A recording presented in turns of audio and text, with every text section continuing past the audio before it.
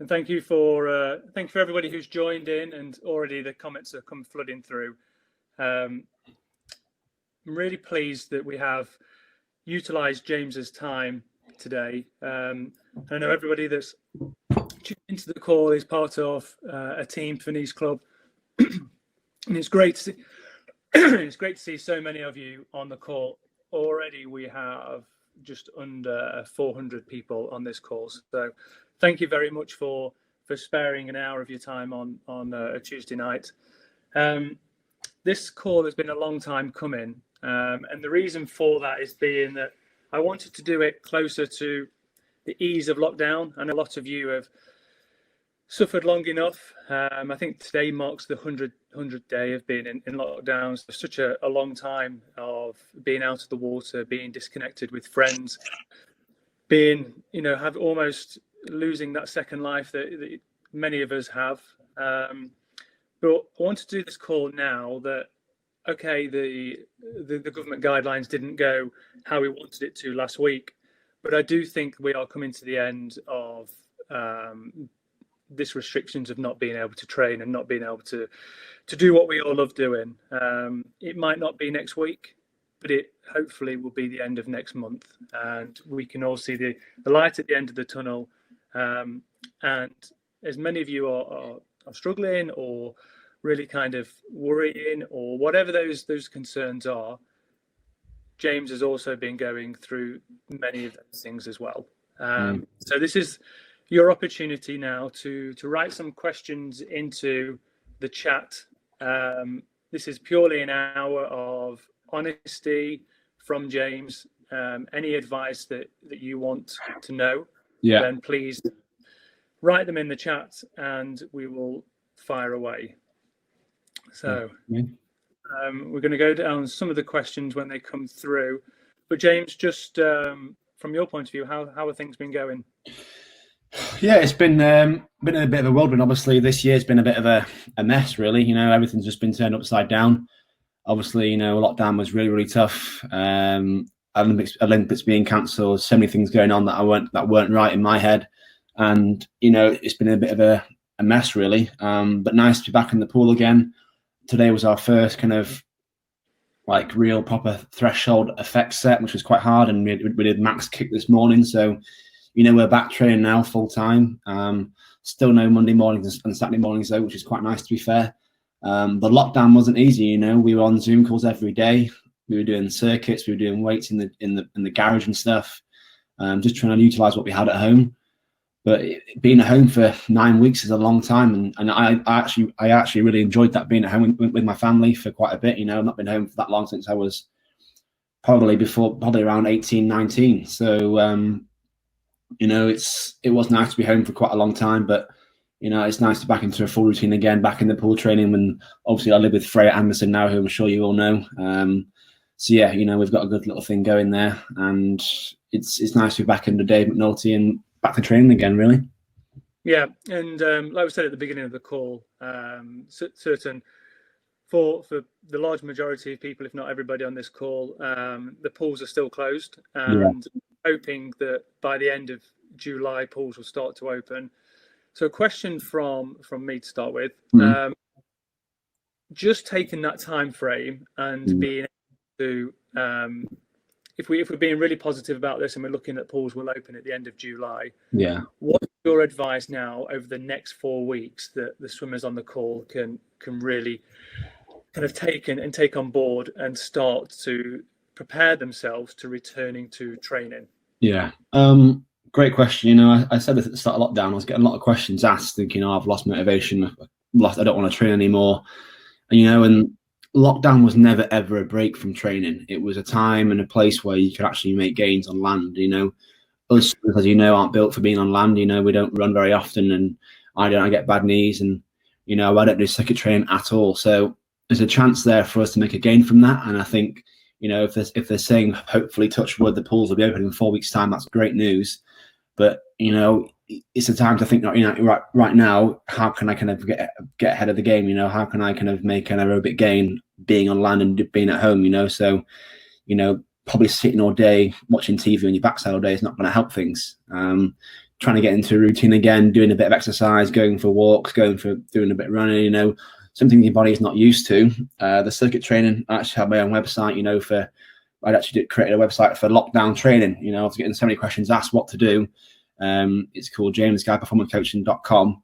And it's all on there. You know, there's month plans, COVID plans, just because it's easier for everyone. You know, like you can't really look at Joe Wicks doing different bits and bobs because he hasn't got a clue about swimming. You know, this is what I do. It's what we do full time. So yeah, I think probably get into routine now. I'm thinking, you know what, I'm probably start doing a bit of work would help me when I get back into the pool. You know, well, I think when I got back in, generally I felt quite fit because I trained the whole time I was at home, and we were started off quite slow, but gradually I could see tonight I'm actually still pretty fit, which is quite nice to know. So, but yeah, start to get into routine again and probably doing some bits at home.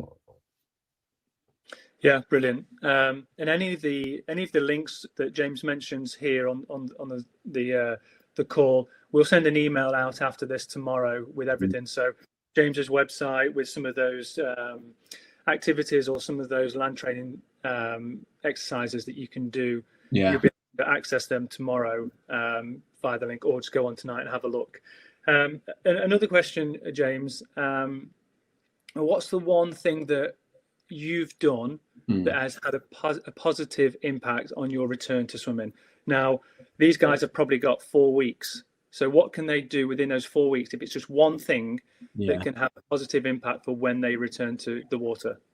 I think mine would probably mean I got a bike, and I never ever ride bikes at home. I'm not saying go and buy a bike now, but obviously, you know, I got like a nice road bike, paid quite a bit of money for it, and that's something I would never have done, I don't think, unless lockdown would have happened. And once they kind of eased restrictions, I drove to near Adam Peaty's house, went for a bike ride, obviously the distance rules, did all that. And we ended up doing 70 miles together. And, you know, for me, like never ever riding a bike to doing 70 miles in one day and burning 4,000 calories, you know, that's something completely different for me. And I found doing that, you know, doing bike rides 3 or 4 times a week, doing the circuit training with the team Bath guys, that had a massive impact on myself and my confidence. Where originally, when everything was kind of closed down, obviously we were told the trials were cancelled, Olympics was cancelled, and thinking, well, what's the point in training? There's nothing to train for. And actually, in fact, now I'm so glad I did all that work. You know, did all the circuits on every day with the team. But it doesn't have to be that. It could be your diet. You know, it's something that's got to have an impact on you, and what's going to make a difference to you. If you put on 7 or 8 kilograms, that's probably not the best thing to do. But you know, as I said before, lockdown was never ever a break, and it shouldn't have been a break. It should have been a time and place where, you know what, I've got a chance here to make a gain on land, and when I get back to the pool, it's going to help me massively, because you know what, I don't do that much land training at all. But you have to work that out for yourself. Yeah. So the question comes through early on. Now, obviously, everyone would be slightly mindful that James trains in a group of 8 people. Yeah. In an 8-lane 50-meter pool in Bath. So things aren't going to be the like for like. But how have the return to swimming and what things have been in place to enable the future of swimming over the next couple of months that you've had to go through, that a lot of these swimmers will probably have to go through as well?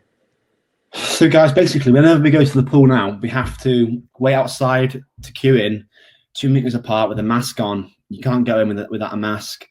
You walk in, we have our heat scanner to our heads. So they do this with the heat scanner. If you are below 35 degrees, you're not allowed to train. You have to be between 35 and 37. If you're above that, you can't train. If your housemate, so I'll obviously live with Freya. If Freya is feeling a bit off or a bit ill, I can't train because I've been in contact with her. Obviously, I live with her. So there's all these rules that are in place where, you know, it's kind of very, very, very, very strict. But let me continue anyway. So we walk in the pool, mask on. So there's 2 groups, obviously Dave's group and Joel's group.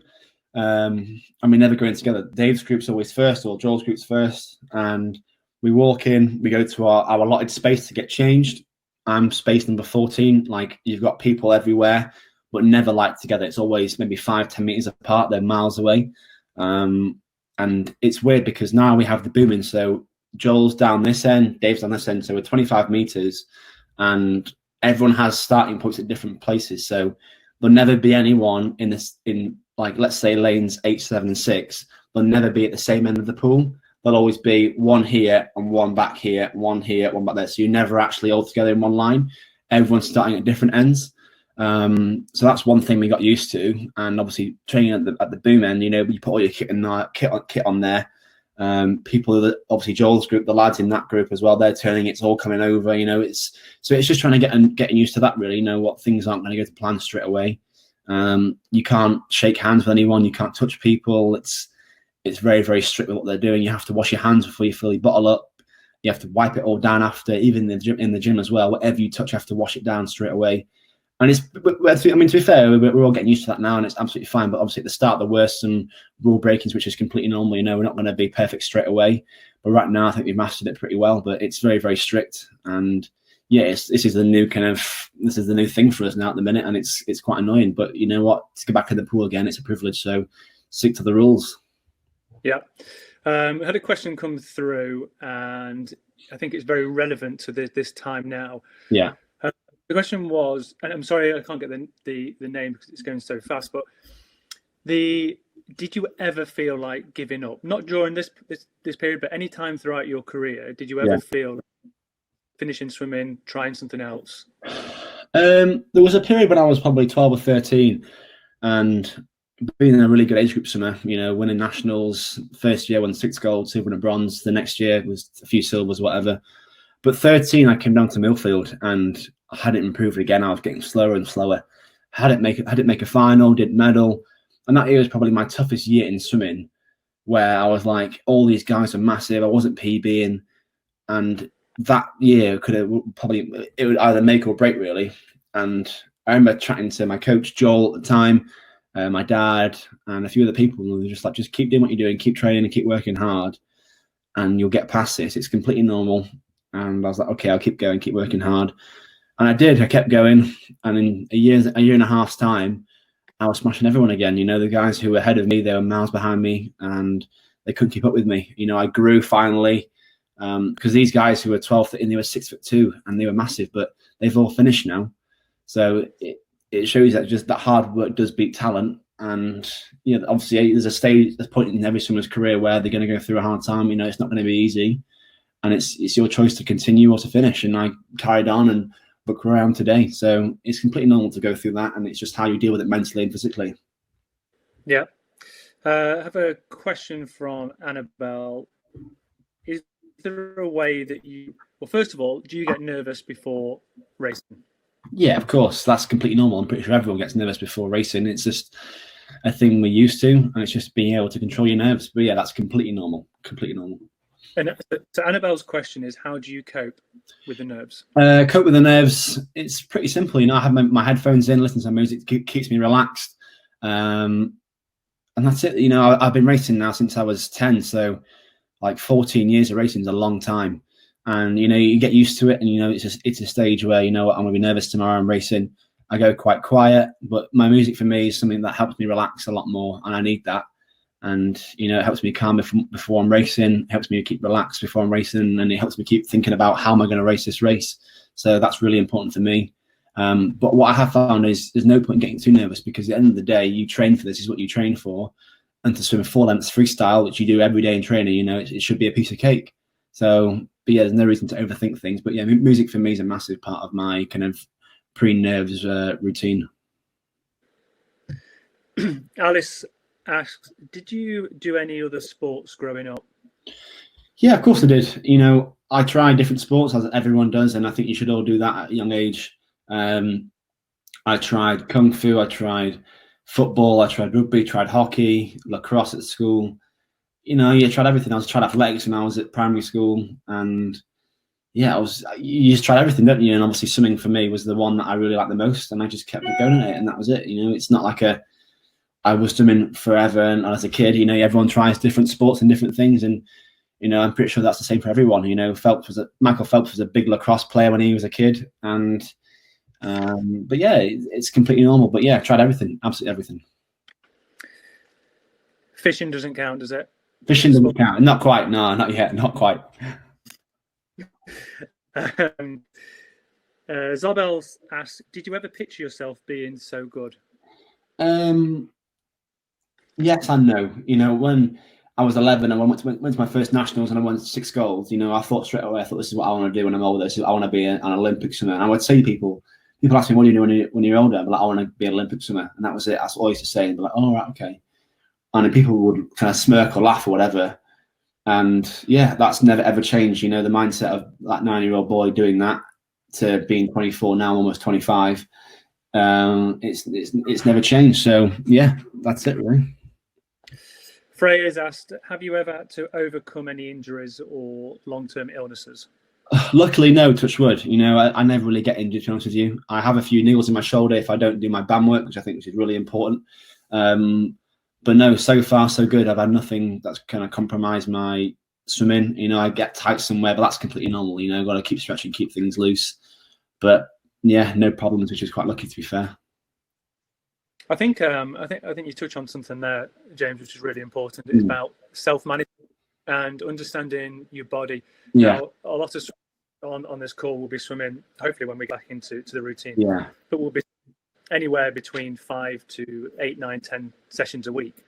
And it's about understanding your own body and having that self-management of making sure you're on top of your stretching, making sure you're on, as you said, about your band work, your shoulder stability. Yeah. If you just picture how many times you are rotating your shoulders every single length, probably in a 25-meter pool, you're probably doing anywhere between 12 and 16 strokes or more, and then you're doing 7 to 8K a session. It's a lot, isn't it? Yeah, you know, it does all add up. And when you go into the mix, when you're sitting at school for 6, 7, 8 hours a day, your posture's probably not as good as it could be. That self-management, I think, is really important, and it's something that certainly the top swimmers understand from an early age of how, if you're out of the water for any length of period of time, that can have a massive impact. So that self-management that you've touched on is really important.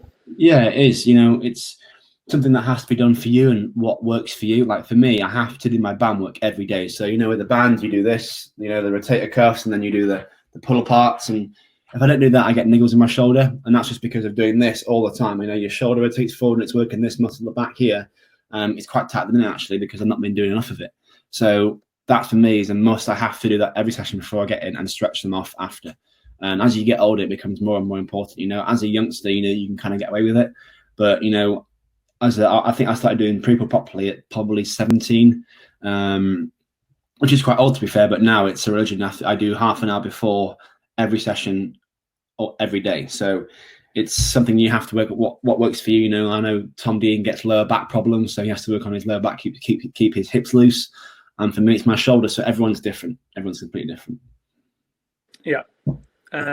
Question here. I'm just trying to see who wrote it, and I can't see. But how did it feel swimming with Michael Phelps, against Michael Phelps?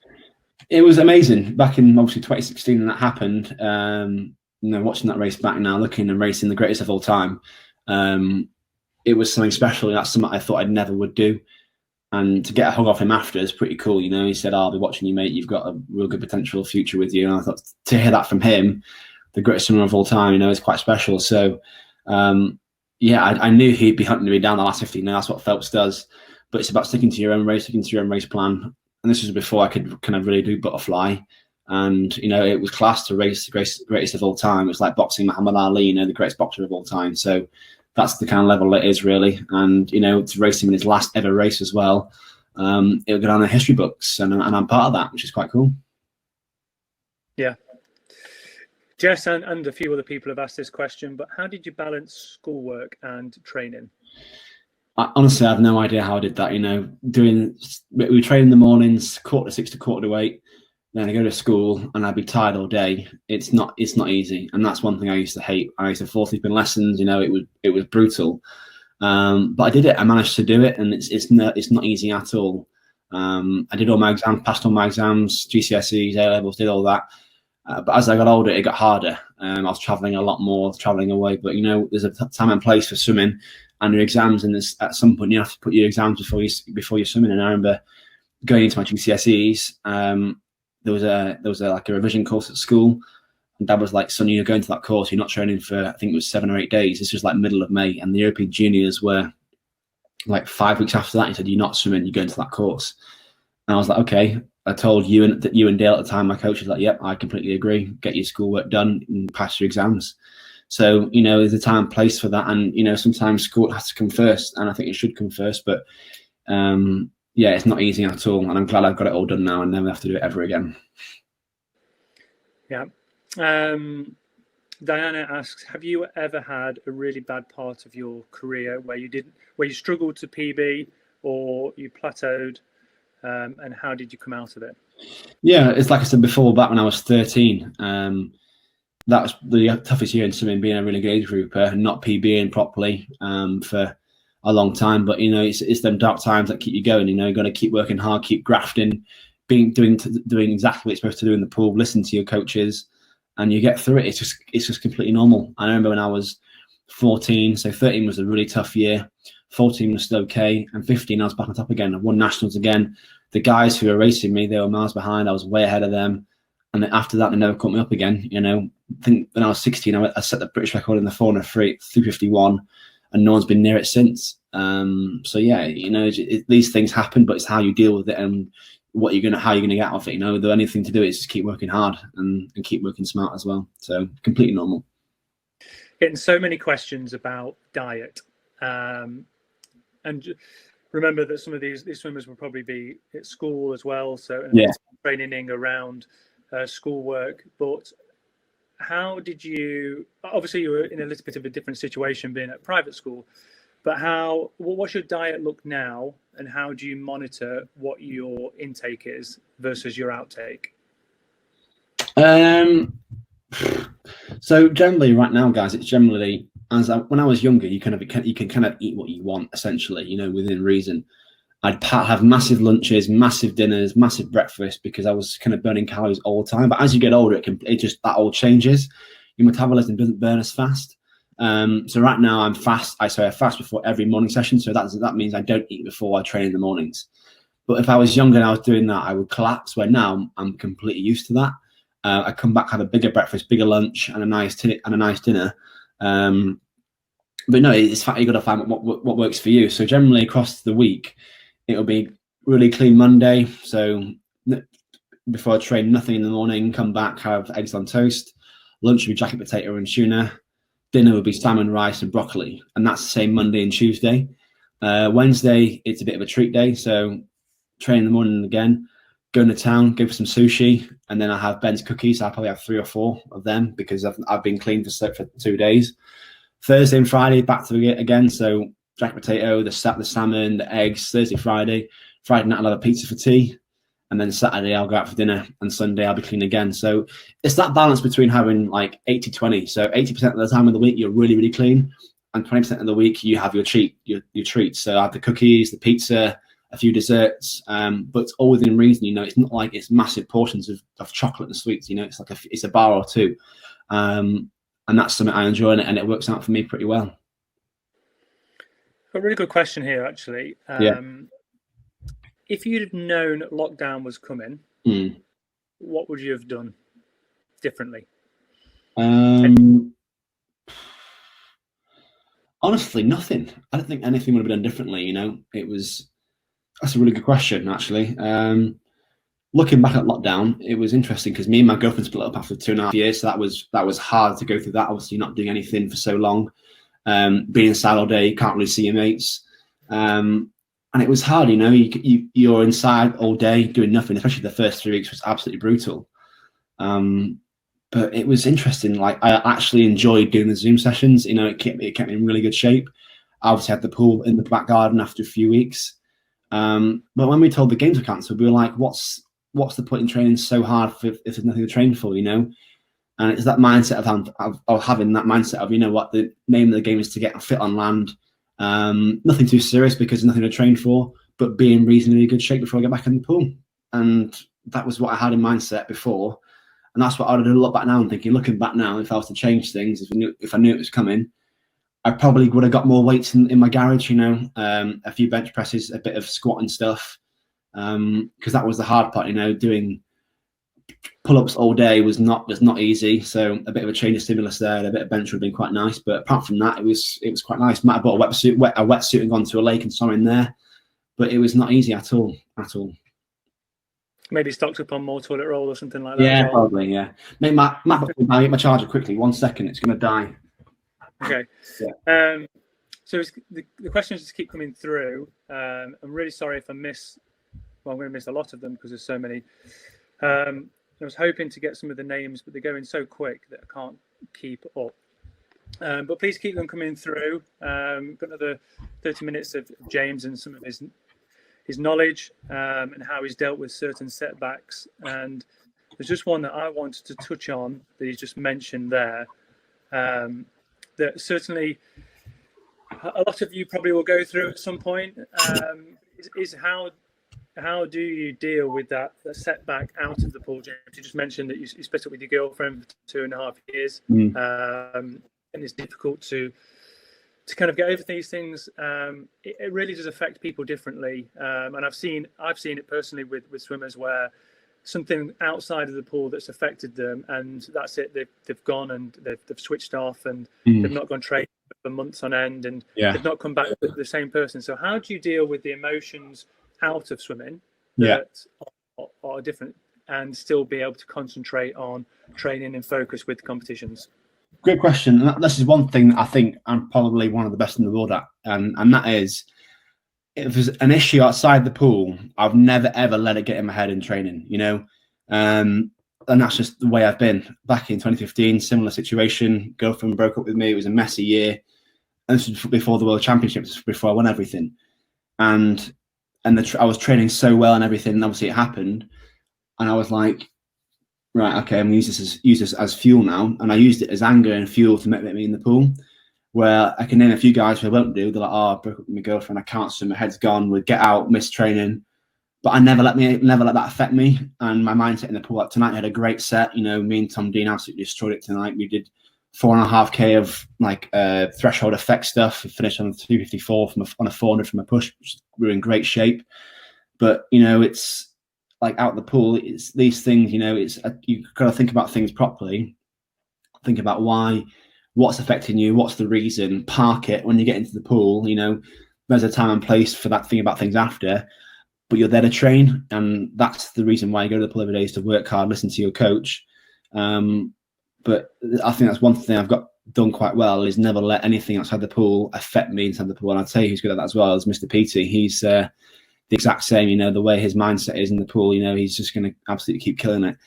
And I think that's why I think we're quite good, is that obviously that reason is, you know, it's never let anything or affect having a bad day at that training. And that's what makes you, I think, from a normal swimmer to the best in the world. So, you know, it's having that mindset of kind of having a problem, dealing with it, and trying to move on from it slowly and not let it affect you inside the pool. And that's one thing that you've got to work on. So following up on that question, how did you deal with a setback in the pool, whether it's a bad race or a bad training set? Obviously, you've mentioned that you train now with Tom Dean.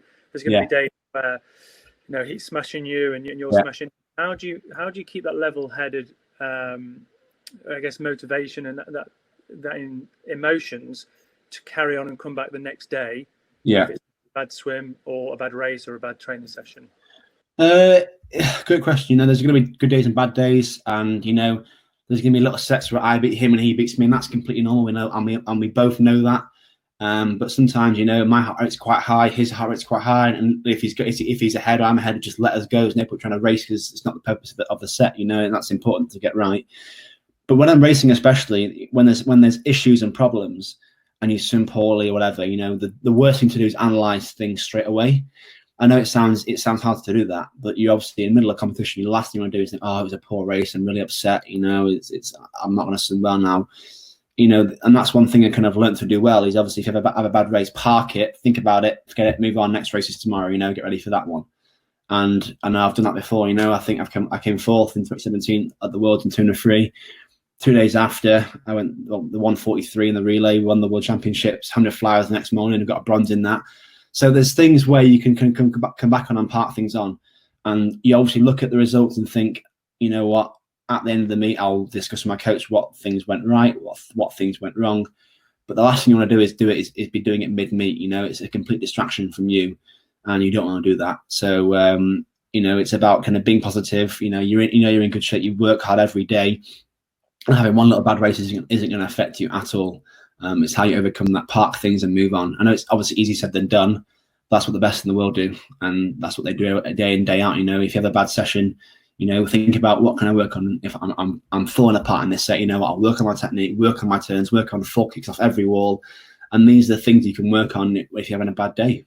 Little things like that. This is one that's probably changed, or maybe not actually. But what were your goals for 2020, and what are your goals for 2021? 2020 was to make the games. Obviously, you know, I thought I was in great shape freestyle wise. I was 146 unrested, unshaved in February, 51 in the mornings for the 100 fly. Obviously, my deep down goal was to medal in there at the games.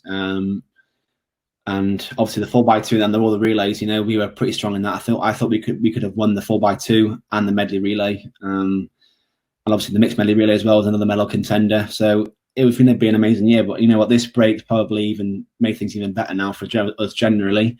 And the way I think we're going to head towards Tokyo will be even stronger. So, you know, I'm happy with what I'm doing. And we know my training's working with Dave. I feel confident. I'm happy, which is really, really important, you know, having that happy environment, being happy within yourself when you're working hard. And it's all confidence boosting. And, you know, I'm excited for next year. I think similar goals, but just a little bit faster. A question here is, how do you pick your racing suits, and what do you look for in a racing suit? Great question. So, obviously I'm partnered with FINIS, and, you know, I joined and we discussed things at the end of 2017. And we wanted to get a suit that's right for me and obviously the swimmers across the world. You know, I swim every day. I've worn every single suit out there. You name it, the Mizuno, the Renas, the Speedos, everything. And for me, the Rival 2.0 is the one where, you know, it's durability, it lasts long, it feels nice, it looks good. And, you know, I know how a suit should feel. And when I put the suit on for the first time, it wasn't great. I was like, you know what, these things need to change. These things need to change. Let's make it a bit tighter here. And once we got that right, I thought, yeah, put it on again. I thought, this is it. This feels absolutely class. I was in America doing a photo shoot, and I put it on for the first time, my blue color, and it was amazing. I thought, this is absolutely class. You can see the water repelling in the water as well. I was doing a dive, and I thought, wow, this feels absolutely mint. And, you know, it's something that I've been working on. So the good thing is, guys, you know, with this kind of call we're doing today, you know, we had a bit of a chat about things, and obviously, you know, the lockdown situation and everything. We're now offering on this call these people here, if you go on the FINIS website, and you can buy Rival 2.0 for 50% off, so half price. That's the suit that I wear, the blue suit, the grey one. It feels mint as well. Like, I feel so happy wearing it. You know, I was the fastest I've ever been for almost 3 years now in that suit in summer, and I didn't even train properly for it at the game. So but yeah, if you type in the code JG50, so JG50, you can get half price on the Rival 2.0. So yeah, go out and get it. Yeah, and that's actually across all the suits, not just the Rival 2.0. So depending on your different levels, you'll get 50% off. Like I said at the beginning of the call, any links or any codes we'll send out afterwards in an email, so people can have it and have a look on that. A question that's come up a lot. Yeah. Actually, a question that's come up a lot actually is about just generally about the Olympics. And I think people probably don't necessarily understand fully of how you get to the Olympics, or the age barriers, or anything like that. Can you explain your experience of making a team and how that happened, and the process that you had to go to get onto the team for Rio? Okay, so guys, if you don't know, obviously you have your nationals in the summer. You have the British ones, and you have the English nationals, or I'm not sure what it's quite called.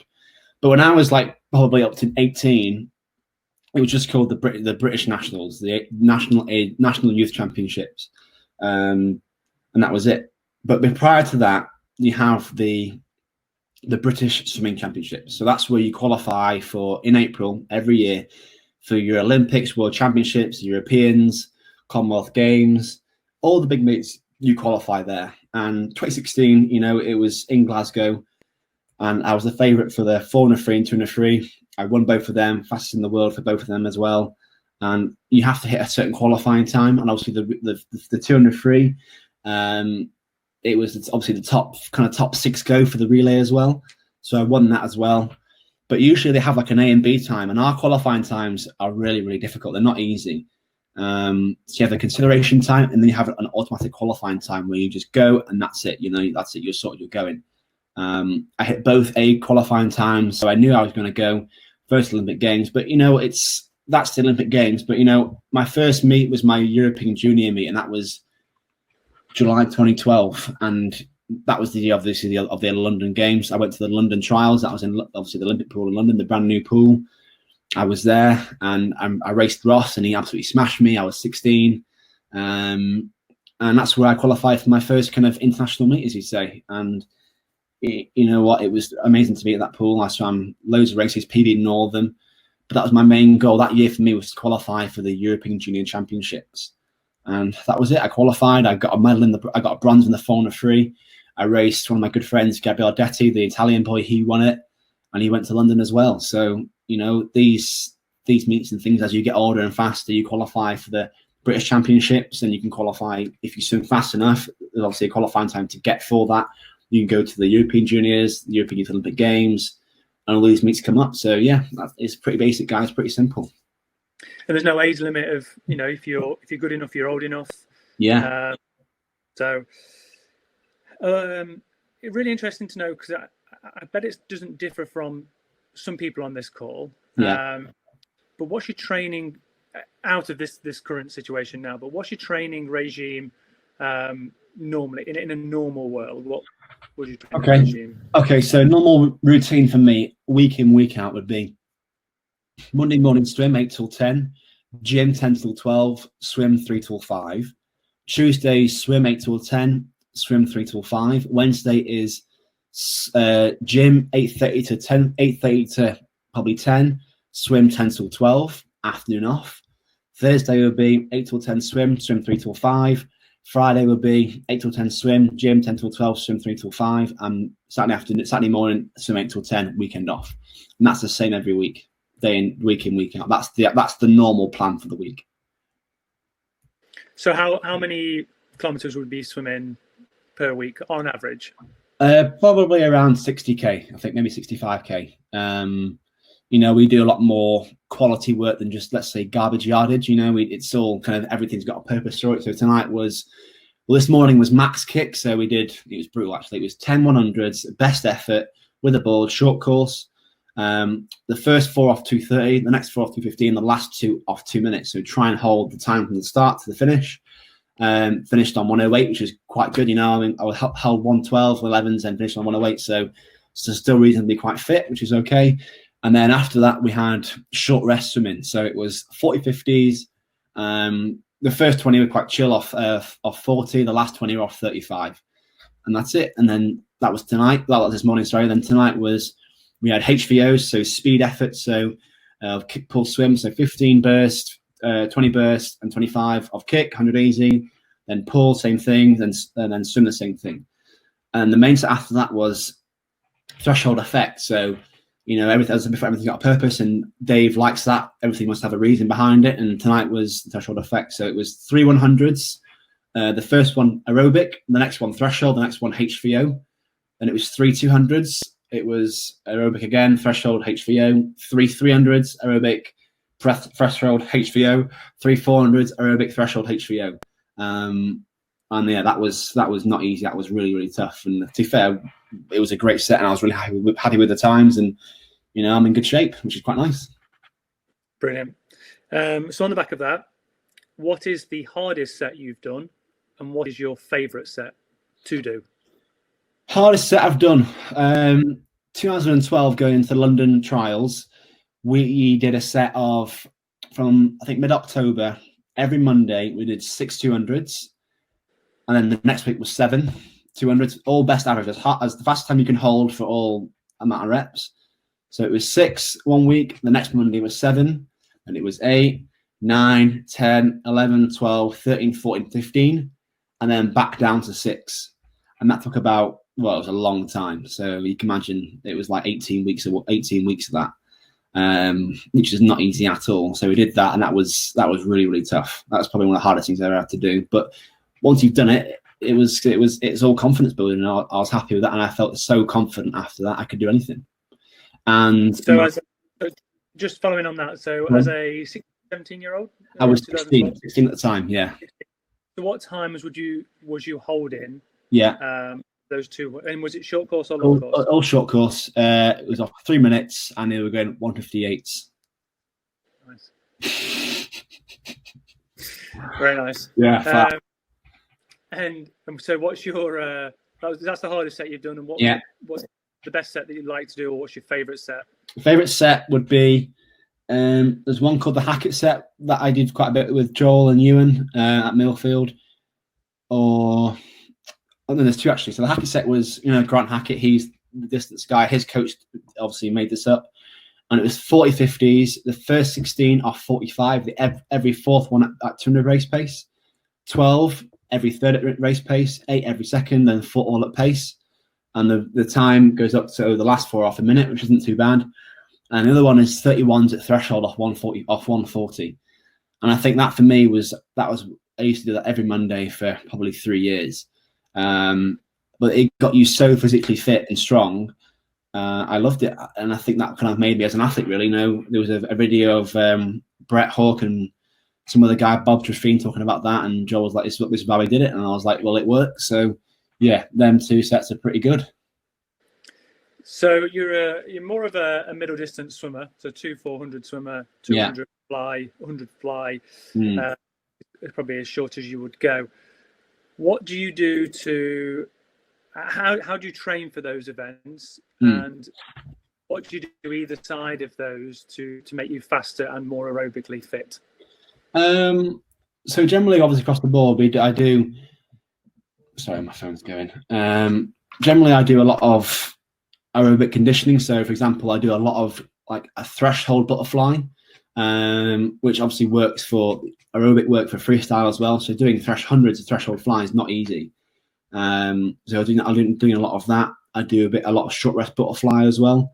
So loads of reps off no rest, just keep going to swimming nice and aerobically, gets you really, really fit and strong. And then obviously we do 3 times a week, we do the threshold sets, the race pace sets, and that's usually freestyle. And then sometimes I'll throw a bit of flying. I might do 1 free, 1 fly. So I'm always working both strokes really. But usually like the massive threshold sets are usually are freestyle. So tonight was 4.8K, 4.2K, something like that. And I was all freestyle, working my engine and working the aerobic endurance. And on the side of things that, a bit of strength work, I used to do quite a bit of rowing as well. So I had a rowing machine at home.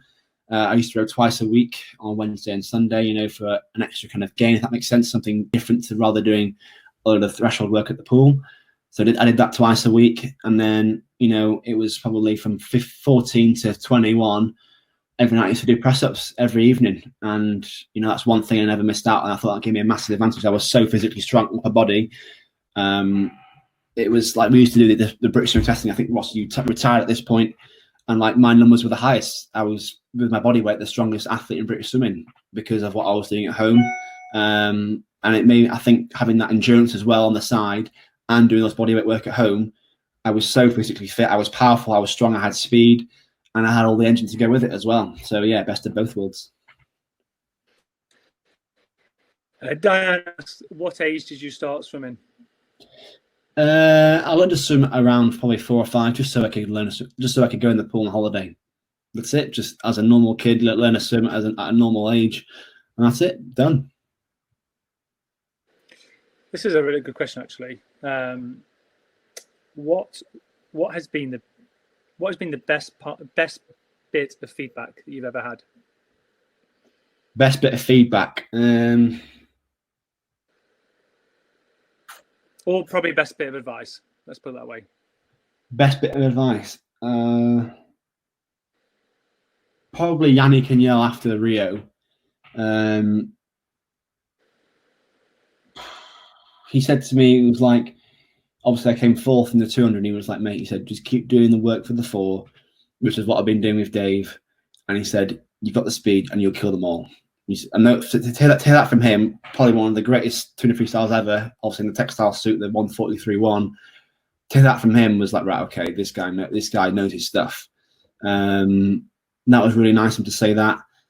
And probably it was in Rio after the games, we were in a party. It was the Omega party, and the Watches Omega. I was there with Adam and Michael Phelps and Chad Leclos.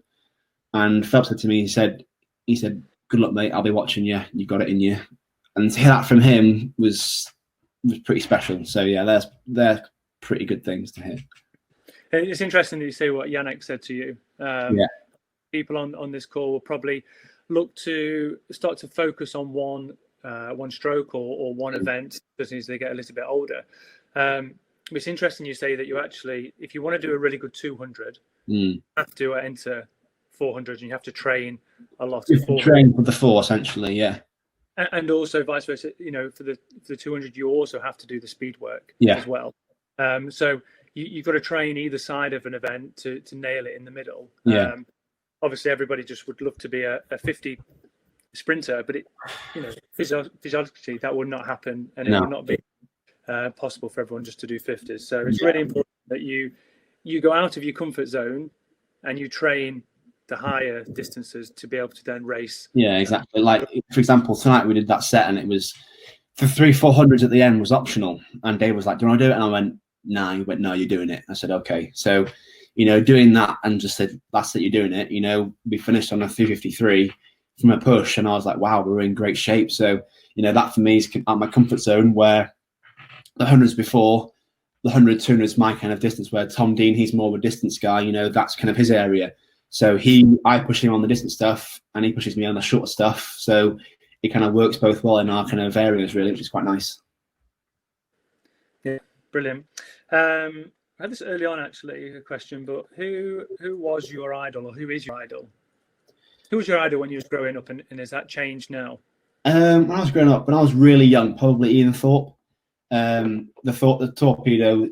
This was like back when I was probably 8 or 9. He was the man back in the day. He was just class. And it changed when I was probably 16, 17. Probably Sun Yang, before he came out as a drug cheat. He was really, really inspirational. The way he swam, his technique was just class. I mean, he's an unbelievable athlete, but at the end of the day, he's a drug cheat, but his actual technique is unbelievable. So he was a real inspiration of mine. I remember 2013 Barcelona, he gave me a swim cap, he signed it for me. And I was like a kid in a sweet store. I couldn't believe it. Then 2 years later, I beat him, which is quite nice.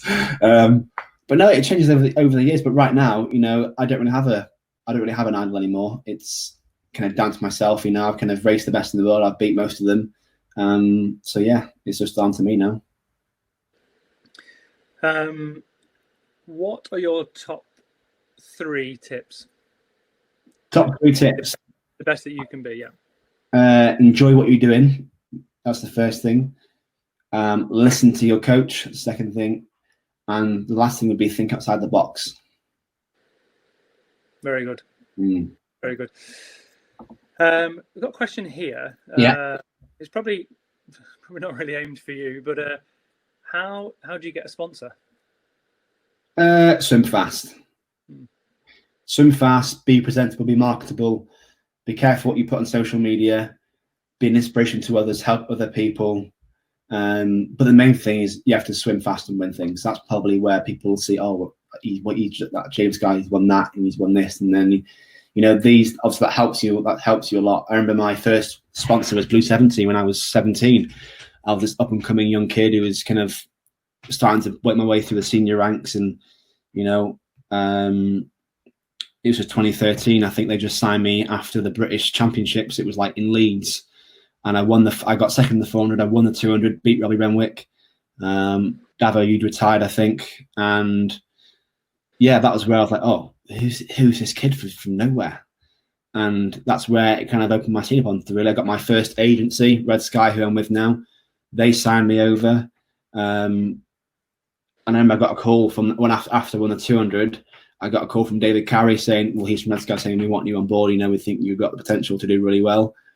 And then Blue 70 signed me, and then I was with Speedo for quite a while. So yeah, these things come in time, but you have to work your way up there. It doesn't get handed to you. You have to prove yourself as an athlete, and that's where it all comes. And Adam Peatley's done that. He's won everything, and that's why he's with Arena, he's with Visa, he's with Omega. So yeah, you have to swim fast. Essentially, you have to be quick.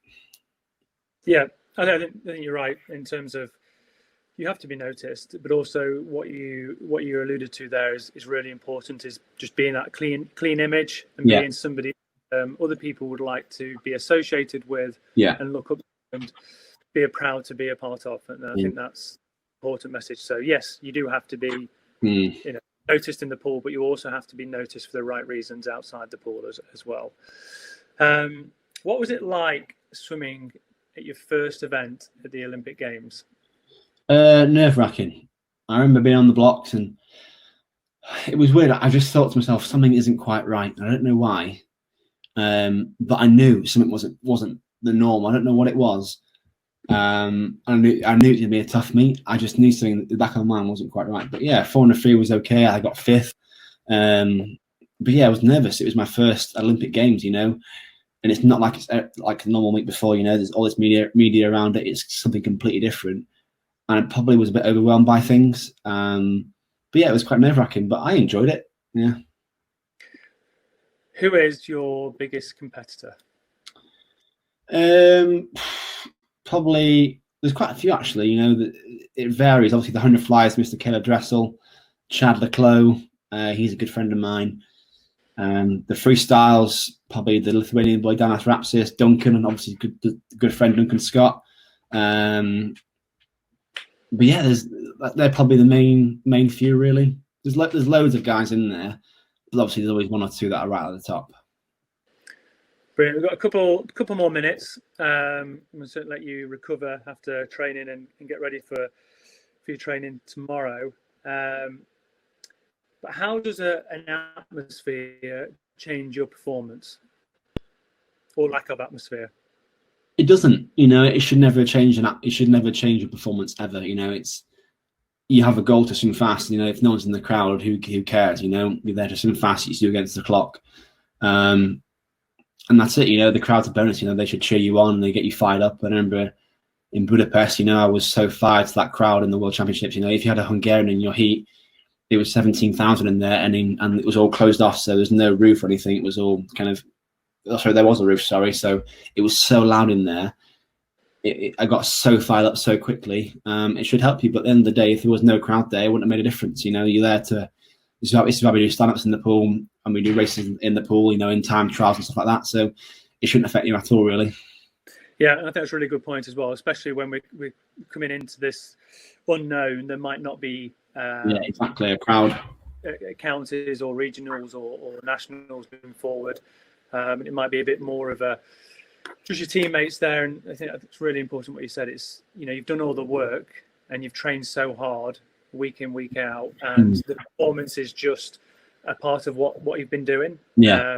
So the crowd doesn't matter who's in the crowd; it's the performance that you have done in the training that is shown in the race. Yeah. That really matters. So. 2 more questions. What do you eat before a competition? Before a race, I usually have morning would be just, a small bit of cereal or porridge and a piece of toast, and an hour before a race, a banana or something like that. And then in the afternoon, depending how long the gap is between heats and finals, if the gap's quite big, I'll have a massive lunch, pasta, something quite kind of all carbohydrates, some chicken, some salad as well. But if the gap's quite small, it's usually chicken salad and a small pasta pot, from Tesco or Sainsbury's or whatever it is, the small ones you get. I find I don't want to be starving before a race, but I don't want to be like peckish. It's having that balance of just being just right. But yeah, generally if the gap's quite big, let's say the finals don't start at 6 o'clock, lunch is at 12, I'll have a massive lunch, loads of pasta because I've got a long wait then until I'm racing. Maybe a small porridge pot 2 hours before from Tesco or something, you just add water to it, they're quite good. But if the gap's small, as I said before, chicken salad and maybe a small pasta pot. That's it. Dead simple enough. Interestingly, you didn't say anything about Haribo's or high sugar. I don't like this. I've seen so many kids on poolside having wine gums and Haribo's, and it's all rubbish. I'm like, what are they doing? And it's something you got to look at, guys, thinking, why would you have Haribo's before you race? If I was in a room competing, he told me to have that, I think he'd probably hit me or right hook me. You're like, what are you doing? It's generally just it's all kind of performance related stuff. It's the gels, hydration tablets, good food, clean food, not sweets.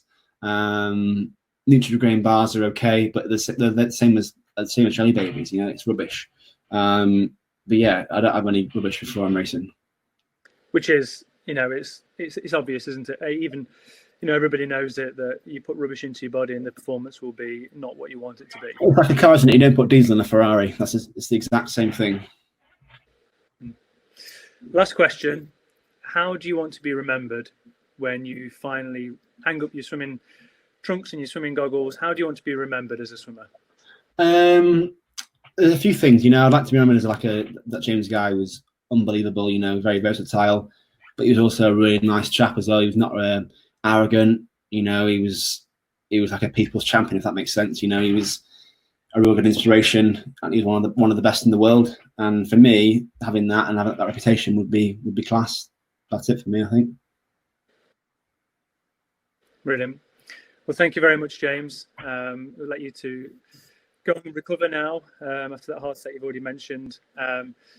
For everybody else on the call, please look out for your emails for James's website on some of those exercises that you can do. It's on my Instagram page as well, guys. If you want to look at it now, it's all on my bio and stuff. You'll see it there. Yeah, so check out the Instagram page. You'll be getting an email tomorrow with the links anyway. Also, remember that there is 50% off race suits if you go onto the FINISinc.com. Again, the link will be on the email tomorrow. So please go and check them out. And there'll be a whole detailed way of what you have to do. Don't be concerned if it's showing a large shipping cost. By the time you enter as a guest, that will be eradicated, and that won't be a shipping cost. Or if there is, it's going to be a very, very small shipping cost. So 50% off a racing suit. I appreciate races are not going to be happening for some time yet, but they will be coming back, and we will be starting swimming very, very soon. I hope everybody's enjoyed the call. Try and take some things on board. Please do, guys. Let me take things on board. Yeah. And we look forward to seeing your performances, and looking forward to seeing you hopefully compete at the end of the year and into 2021. Cool. Thank you very much. Cheers, guys. Thanks for that. See you later. Cheers, Davo. Thank you, mate. Cheers, James. Bye.